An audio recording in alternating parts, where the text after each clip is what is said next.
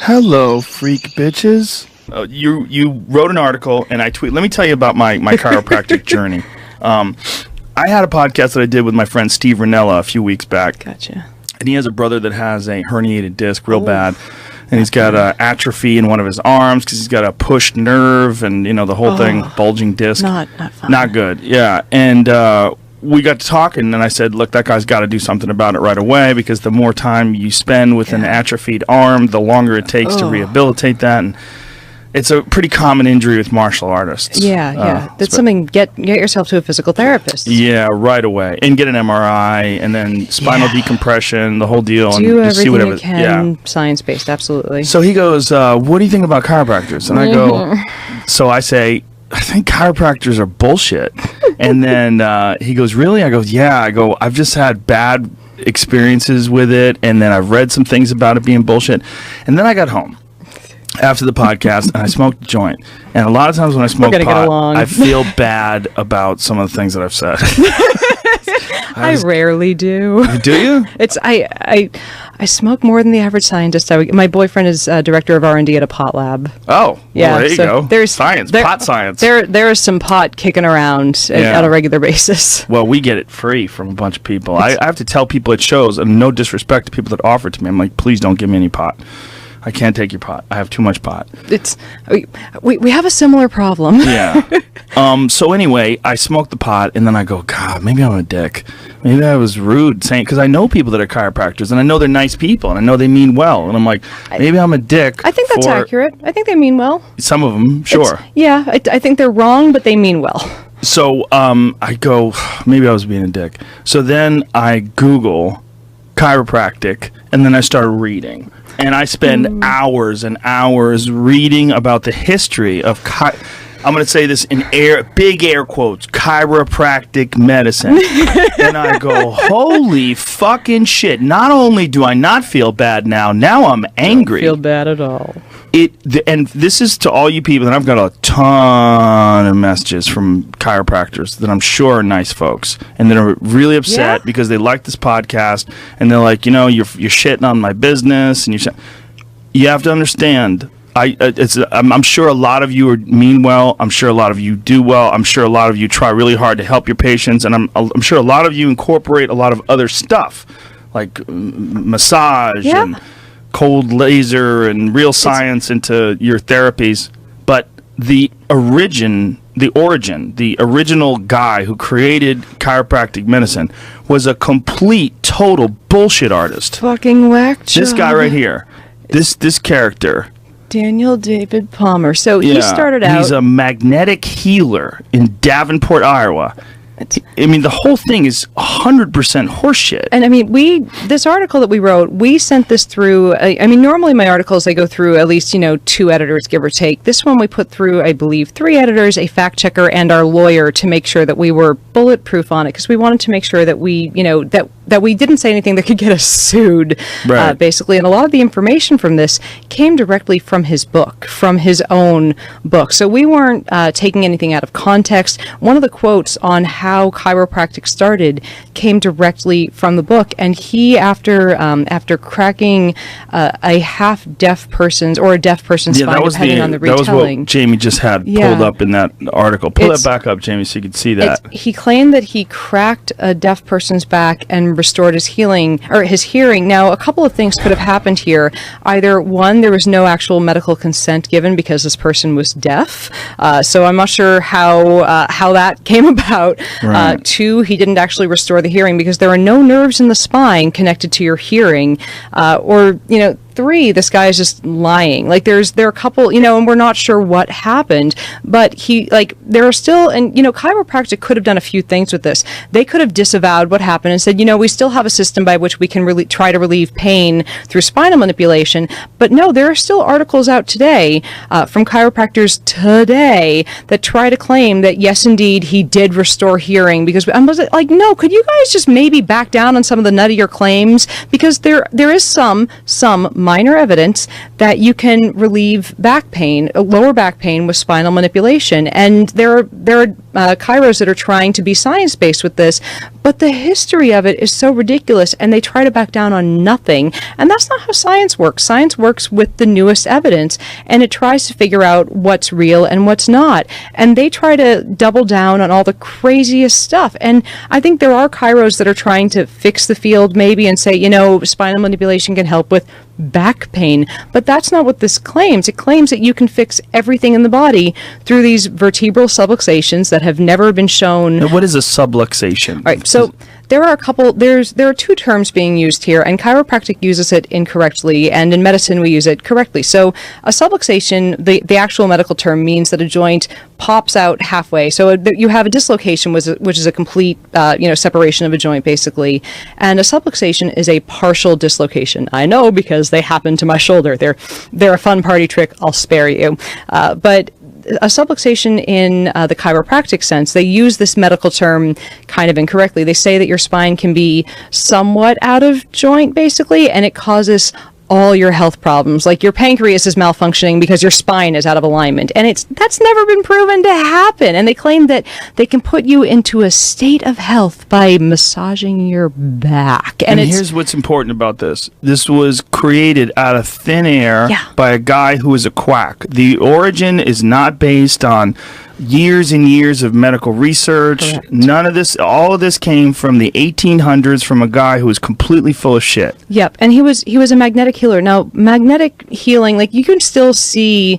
at the store these little like knee braces that have magnets in it. Guys, save your money. Just get a regular old knee brace. If you feel any relief from one of those magnetic braces, it's just from the brace. It's not the fucking or magnets. Placebo effect. Yeah, exactly. Placebo effects are. I mean, the placebo effect is a real thing. You can get some relief from that, but don't bother. Which may also account for some of the pain relief from chiropractic medicine. Absolutely. I mean, they're doing air quotes medicine. Exactly. Like they're doing some massage along with what they're doing, and some of them. That's a problem because massage actually helps. Yep, and there are studies that show people who go to a massage therapist or a massage practitioner tend to get more relief than people who go to a chiropractor. So please go to a massage therapist. Go to a physical therapist. Those are your science-based practitioners. Chiropractic, it started out of bullshit and it stayed directly in bullshit. But here's the thing: it's like there's no reason that anybody would have.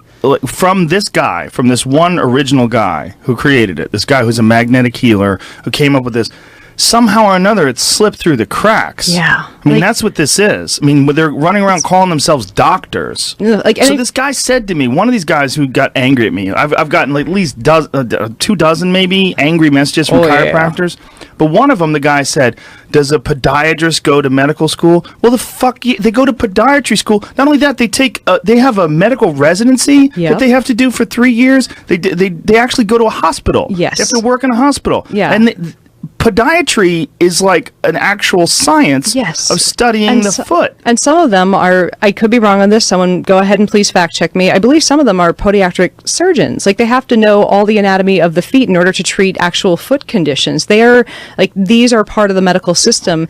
Chiropractic works kind of separately and on theories that have never been proven to work. They can't even do imaging. Like I believe something like half of chiropractic clinics don't even have x-rays. So how can they show you 100% for sure that what they're claiming is happening in your back isn't happening? And these are statistics that I found straight from chiropractic websites, from their organizations.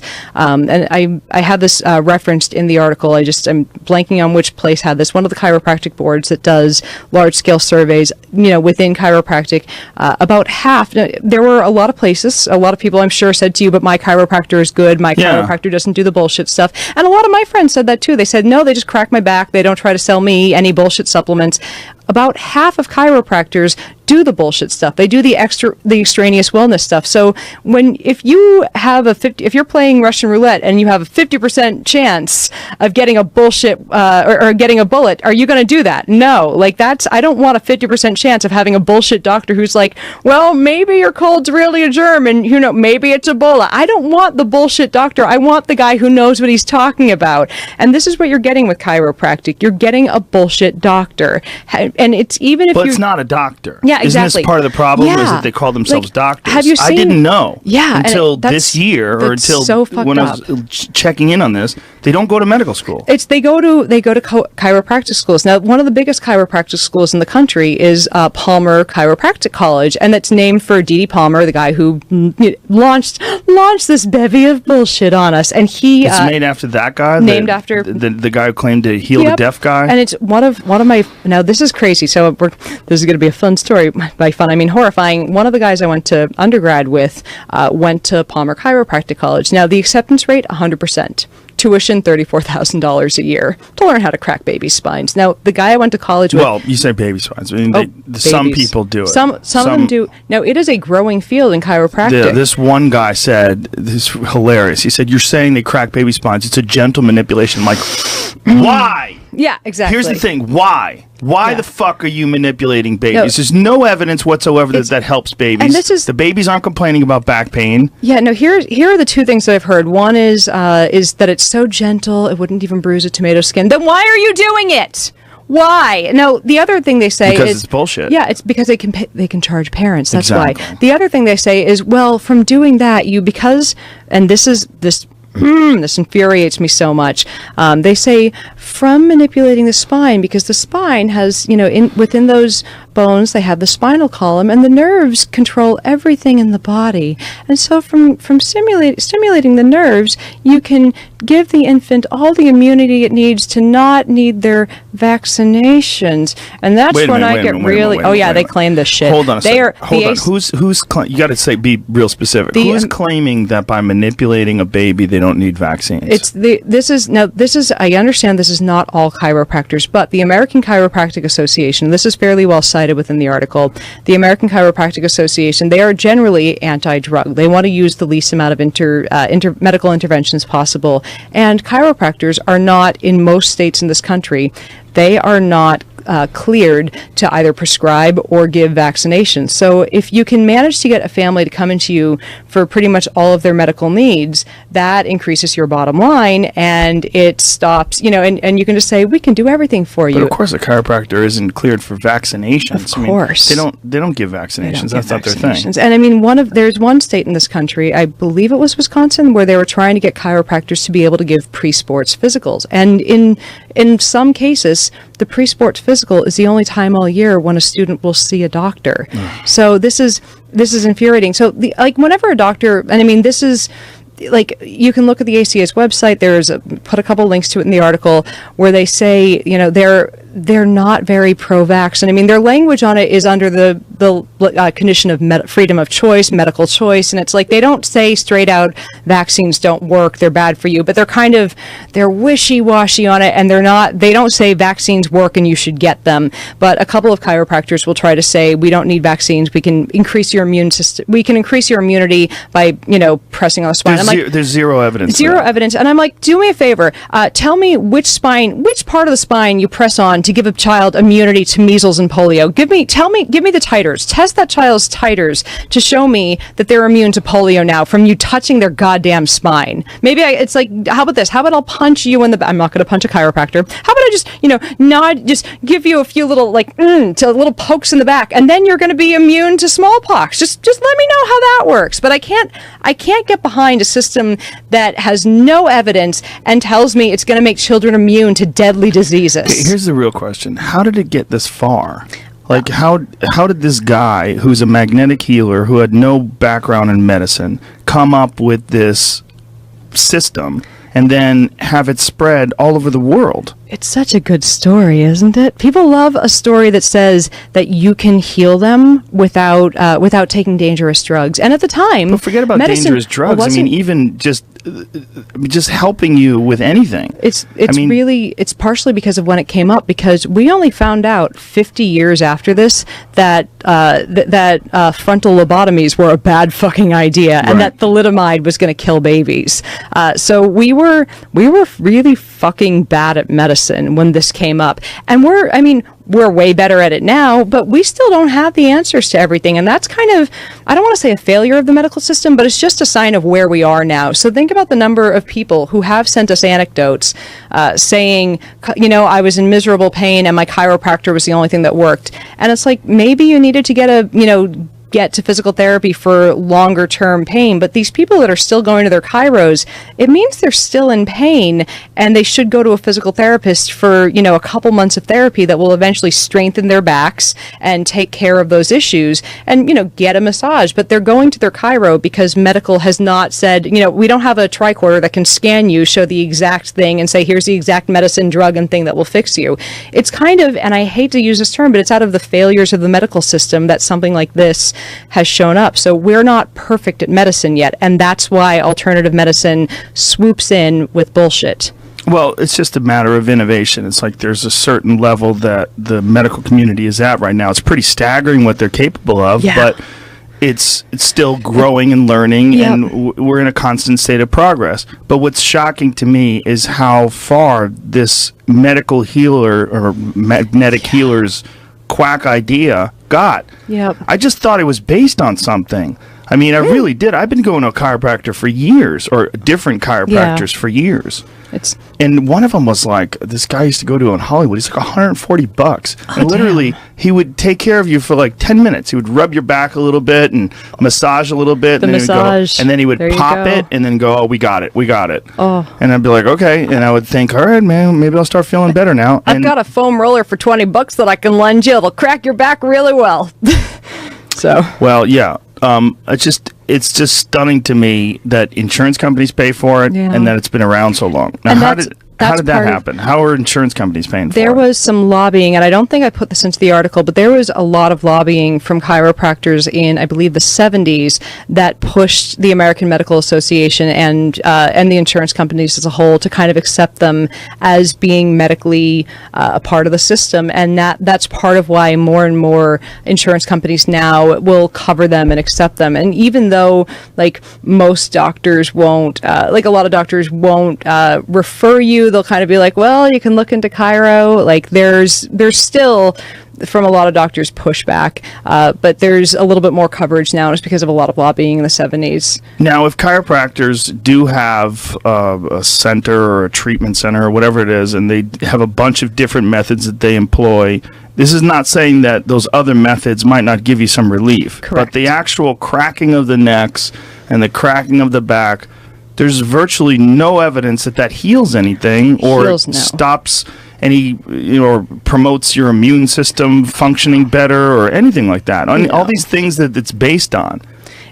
Precisely. Like, the big thing is that, I mean, if they were just claiming we can reduce your back pain, if that was the only thing they claimed, I probably wouldn't have written the article, But what they're claiming is that they can fix all of your health by realigning these vertebral subluxations, which have never been proven to exist. So, like, what are they doing when your back pops? What is actually happening? It's like is it nitrogen being released or something? I think it's just moving around air bubbles. Like, I mean, tiny little bits of bubbles, and they are like I don't think realigning is the right word, but they're moving around your back in a way that it kind of naturally moves, because you can kind of move and twist and your back will pop, but they're doing some manipulation of things that kind of naturally happen to a spine with a tiny little bit, tiny bit of degeneration with age. I think, like, I'm not exactly the right expert to explain this type of thing. An osteopath would be a better person to explain this, because there are people who are a little better at spinal manipulation than